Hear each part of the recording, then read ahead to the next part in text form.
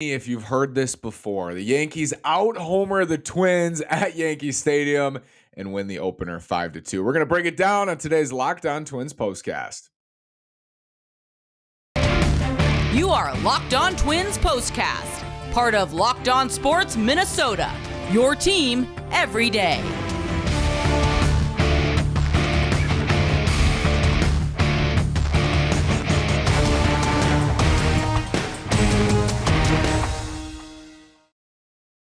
And welcome to another edition of our Locked On Twins postcast. Today is Monday, September 5th. I'm the host of Locked On Twins, Nash Walker, here with writer and reporter at Access Twins, Mr. Brandon Warren. Before we get started, Bet Online is back for football, baseball, whatever you're looking for.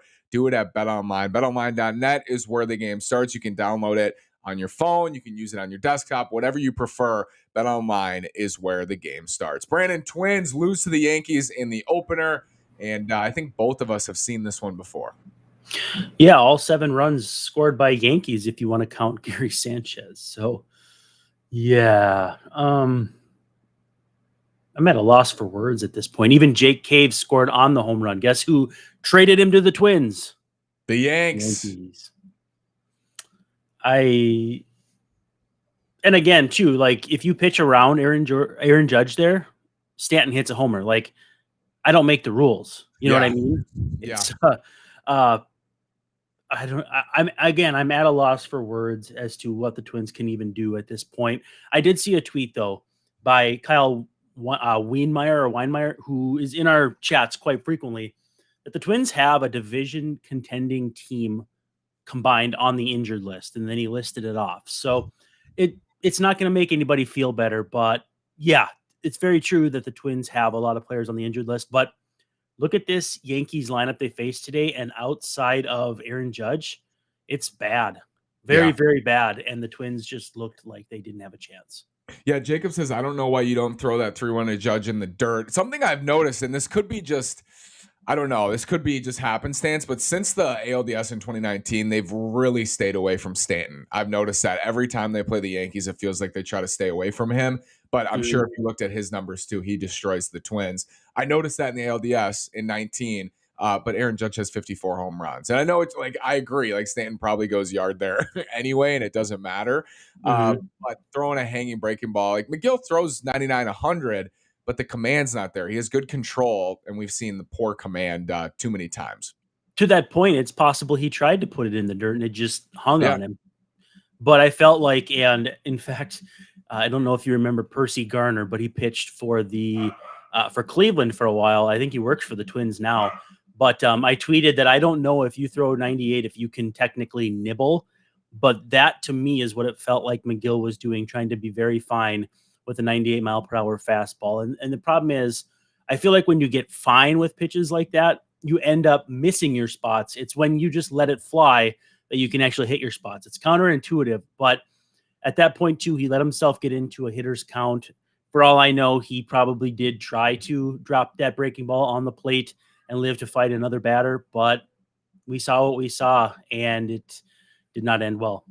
It's just become too much in the lineup without Polanco, without Buxton, without so many guys in the lineup. It's just, and you made a good point. Like the Yankees lineup is not where they want it to be either. Rizzo's dinged up. LeMahieu got a day off. Benintendi's now out for, it looks like, the season. So it goes both ways. But for the Twins, they're just missing so many guys. And it's come to the point where you're relying on Celestino, you're relying on Jake Cave, you're relying on guys you didn't expect to rely on at all this year in a pennant race in September. And I think that's what we saw again today. They scored 2 runs. Well, we talked about the depth all season long when guys like Gio Urshela could come up for you, or Nick Gordon. But that was when those guys were hitting 6th or 7th and not playing every day. Nick Gordon hit cleanup today. Yeah. Gio Urshela hit 5th today. Kyle Garlick filling in for Max Kepler hit after them. So, I mean, it's that depth is being tested.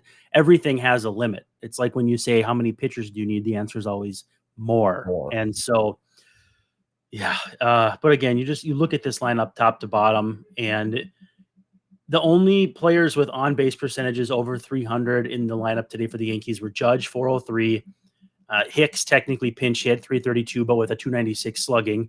Donaldson, 309, and Kiner Falefa, 314 with a 327 slugging. it's just inexplicable that the Twins played like this. And maybe, I mean, I'm going to laugh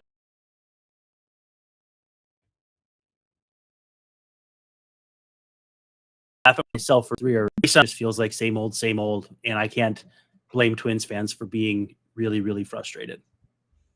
NHTSA has a very important word for us today. If you are one of those people who thinks it's okay to drive stoned, it's not. It's no big deal, right? Wrong. The truth is your reaction time slow way down when you're high. You not only put yourself in danger, but everyone around you. Talk about a buzzkill. Stop kidding yourself. It's not okay to drive high. That's a word from NHTSA.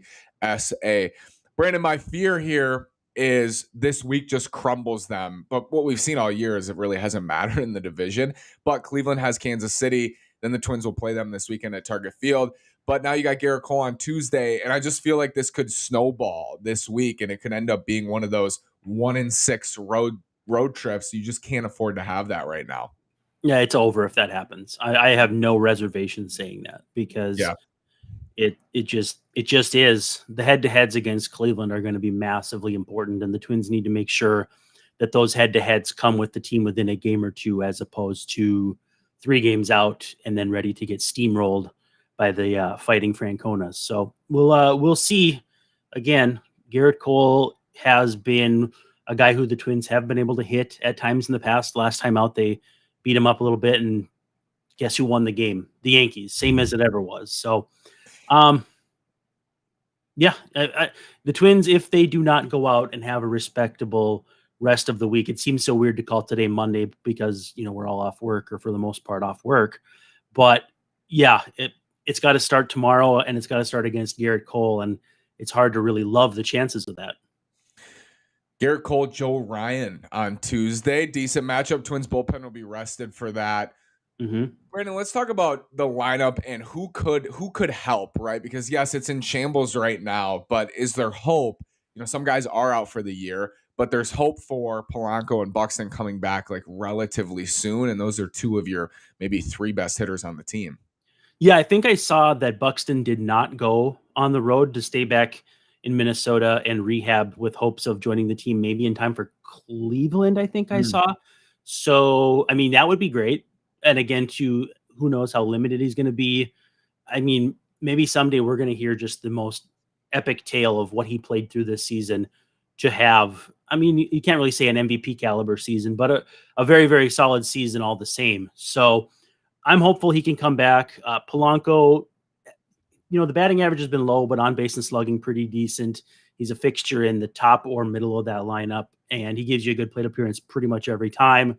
That's more than can be said for some of the guys that have been pressed into the lineup lately. So, yeah, I mean, I'm hopeful for those 2 guys to come back because just like with the bullpen at the trade deadline, every time you can kind of fill from the top and then everything backfills after, suddenly your lineup doesn't look so bad if Nick Gordon is hitting 6th or 7th, Gio Urshela is hitting 6th or 7th, and the bottom of your order is whoever's catching that day. So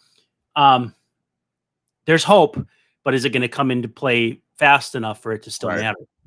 White Sox are in Seattle to play the Mariners this week, and I mentioned Cleveland and Kansas City at Kauffman to play the Royals. So Jacob says, let's go Royals, ?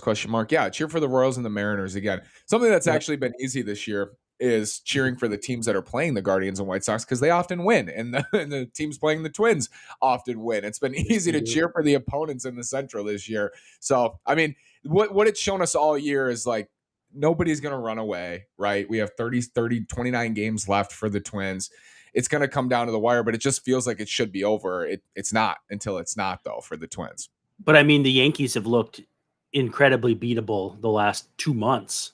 The Astros overtook them and now are, I think, without a doubt, the best team in the AL. But if the Twins have everyone healthy, I don't think it's unthinkable that they can go head-to-head with the Astros. The problem is the odds of them getting and keeping everyone healthy are, not super likely. So they made the moves at the deadline they had to make to fortify this team to give them a chance, and it hasn't worked out.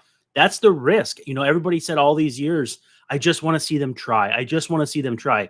Well, your mettle is being tested on if you really actually believed that or if you were just saying something to be angry. So, they tried something, they filled the holes they needed to, and then a bunch of other holes popped up. It's like Swiss cheese. it stinks, but it is what it is. Yankees win 5-2 in the opener. We'll be back for the rest of this series. Garrett Cole, Joel Ryan Tuesday. Brandon, thank you. Thanks everybody for commenting. We'll talk again soon.